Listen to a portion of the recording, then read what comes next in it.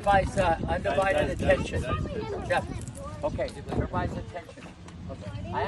I don't think I've ever even talked about this story. I have in like some interviews over the past, like whatever, 30 years, but I want to go back in time a little bit. There's a story within a story, and of a story of like really one of my all-time favorite students, even though my favorite student is like who's really on the other side of the net, that hour, that minute, that second. It's not Venus, Serena, Capriati, Roddick, Sharapova, Pierce, Meskina, Kennan, Tommy Ho, okay?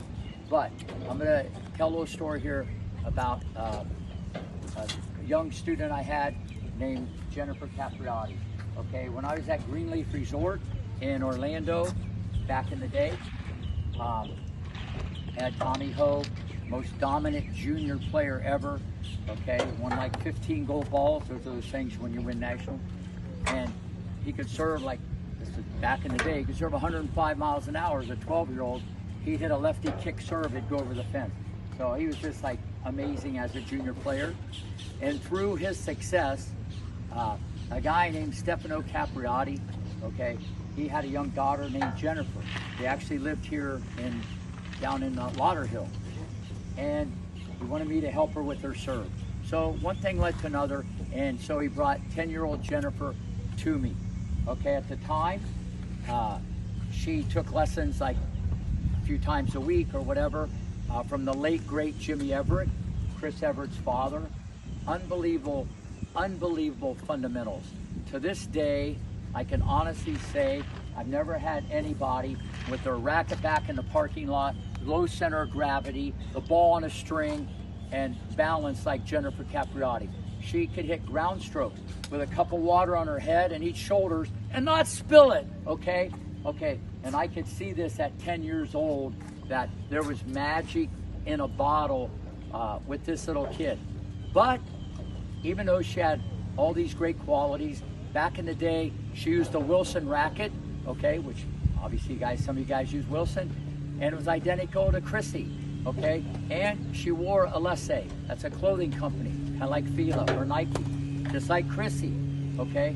She hit her forehand, okay, like that, with a little side spin. Nothing matter with that, this was like late 80s, okay?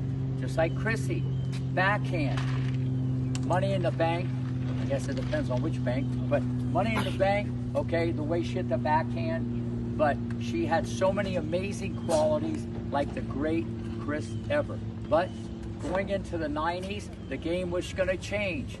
Bigger, stronger, faster, more topspin, all right? There's this girl at IMG, Monica Seles, playing two hands on both sides. I said, oh, that's gonna be someone. Steffi Graf was out there. So I had this vision. And I said, I'm gonna change the forehand so we can get more topspin. Dad didn't want me to because he wanted her to play like Chris Everett. And I said, listen, the mental part, Chris is the best of all the rest. Ice maiden, cool under pressure. I mean, she'd lose 2 or 3 matches a year back in the day, especially on clay. She was brutal. Okay, but I want you to be the next Jennifer Capriati. So I did reconstructive surgery on the forehand. Got her to be able to hit with topspin. She used to play real far back. She moved up to the baseline, okay? Got her a one-handed volley. She used to volley with 2 hands.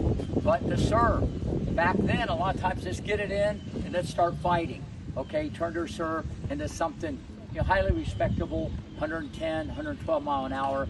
She would bounce the ball off the court. She would hit it over the fence. She did so many things to develop a natural throwing motion, okay? Because I wanted her to be the next Jennifer Capriati, okay? She had a lot of those great qualities, you know, from the late great Jimmy Everett, but you got to be your own self. Now, fast forward that story, all right? 12 years old, okay? I put her in the 18s. As a 12-year-old, you can't make this stuff up.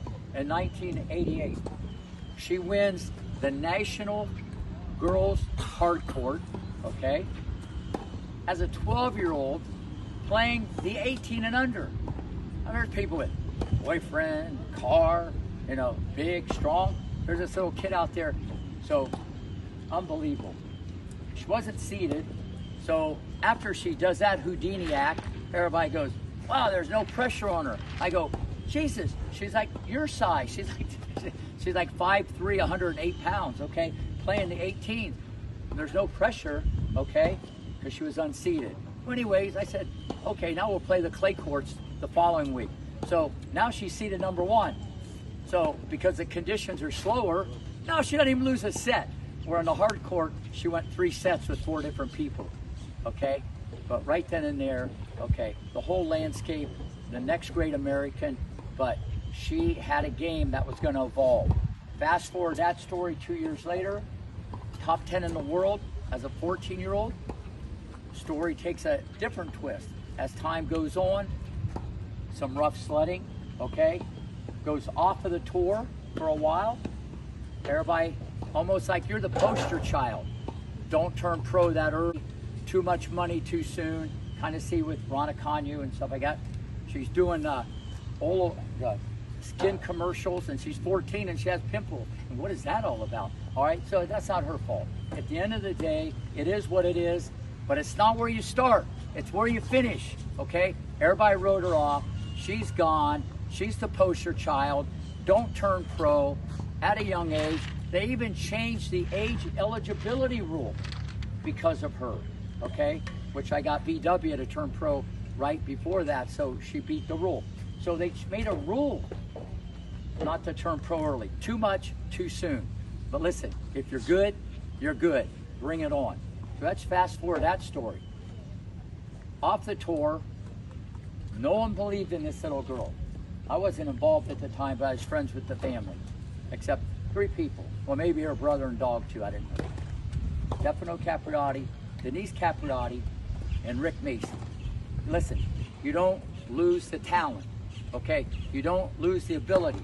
You lose confidence because the media beats you up, and you lose the fitness, but you can get that back, all right? So, off the tour, couple years, comes back, not to number 50, not to number 20, not to number 10, all the way back. Hingis, see you later, I got you.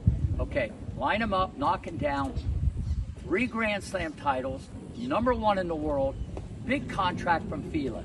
You talk about a movie, you talk about the comeback kid, there's a movie right there.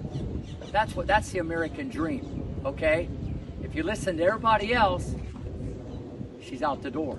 Not only did she go out the door, she came back even better and bigger than ever. So, the moral of the story, you control the situation. Don't let her control you. You gotta believe in yourself. Because unfortunately, especially nowadays, not a lot of other people will. I'll see you guys at 1 o'clock.